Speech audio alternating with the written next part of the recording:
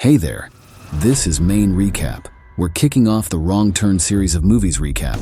Today we'll be recapping the original Wrong Turn movie from 2003. Let's roll the intro, and then we'll get started.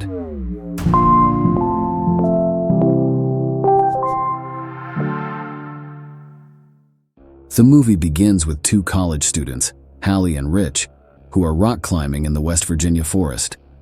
Rich reaches the top and looks at the view, while Hallie continues to climb. Hallie starts to struggle and falls, but her climbing line catches her. She calls for Rich to pull her up to the top of the cliff, but he doesn't respond. She sees Rich lying dead, and then his body is thrown off the cliff. Then, someone starts to pull Hallie up the cliff by her climbing line. She cuts the line and falls, landing on Rich's dead body. She manages to escape and sees the trees moving, and eerie laughs are heard. Hallie almost reaches her car, but she trips over a piece of barbed wire and is pulled back into the woods by an unseen force, screaming. Chris Flynn, a medical student, is driving through the mountains of West Virginia on his way to a job interview. Due to a chemical spill in the road ahead, he is forced to take a different route. He stops at an old rundown gas station and meets an old man. The old man gives him directions to the other route, then shows Chris a map detailing where to go. Chris takes the dirt road and drives off. As Chris is driving, his car begins to lose control and crashes into a Range Rover stranded in the middle of the road. The car belongs to a group of friends on a hiking trip: Jesse, Carly, her fiancé Scott, and a couple, Evan and Francine. Jesse finds a piece of barbed wire in the woods that was tied to a tree across the road after their tires were punctured. Jesse, Carly, and Scott go to the woods to find help. Chris joins them, while Evan and Francine stay with the cars. After Evan and Francine partake in a round of oral sex, Evan starts to fix their car, while Francine gets in Chris's car. While Evan is fixing the car, he hears a sound from the woods and goes to investigate. After a while, Francine notices that he is missing, and she goes into the woods to look for him. As Francine ventures further into the woods, she finds his sneaker and gasps as she finds Evan's severed ear. As Francine stumbles back, a figure wraps barbed wire around her mouth, tearing it open. As Chris, Jesse, Carly, and Scott try to find help, they find an isolated cabin. They go into the cabin and discover miscellaneous objects: barbed wire, car keys, odds and ends, and human body parts on the refrigerator and in the bathroom. They are horrified and try to escape, but they hear the occupants coming back and are forced to hide. 3 cannibalistic mountain men, all whom are disfigured, enter the cabin and bring in Francine's dead body. Chris, Jesse, Carly, and Scott silently watch in horror as her body is butchered and partially eaten. As the cannibals fall asleep, the friends walk silently and reach the door. Chris holds the door open so Jesse, Carly, and Scott can get out safely. As Chris keeps the door open, he checks the cannibals to make sure they are still sleeping. Unfortunately, Sawtooth awakes and Chris runs.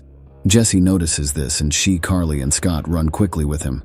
Sawtooth alerts the other cannibals and begins to chase them. The group hides in a clearing with many cars, which they realize are the cars of the mutants' victims. Chris makes a diversion and is shot in the leg with a shotgun. Scott saves him by using himself as a decoy, allowing Jesse and Carly to steal one of the cannibals' trucks. Chris gets into the truck, and they try to find Scott. Carly sees Scott in the forest. As Scott starts to get in the truck, he is shot 3 times in the back with arrows. The arrow almost hits the others, and Chris forces Jesse to drive and escape fast. The cannibals pick up Scott's dead body and take it back to their cabin. Chris, Jesse, and Carly hit a dead end in the road and have to continue on foot. But Carly stays and is still depressed from Scott's loss. Jesse and Chris comfort her, and they continue to walk. They find an old watchtower and begin to climb up and find a radio and use it to call for help, but do not get a response. They see the cannibals, who are armed with torches and reaching the foot of the watchtower. The radio starts responding their call, alerting the cannibals. The cannibals shoot and destroy the radio through the window. After the cannibals climb the ladder and get into the watchtower, they set it on fire. Chris, Carly, and Jesse escape by jumping out of the window into a nearby tree. They begin to climb up, but Three Finger has already climbed up the tree before them. Chris and Jesse begin to climb higher as Carly rests. Chris and Jesse make it to the other tree, but unfortunately, Three Finger sneaks up behind Carly and slices her head in half with an axe, and her body falls through the trees as Chris and Jesse watch in horror.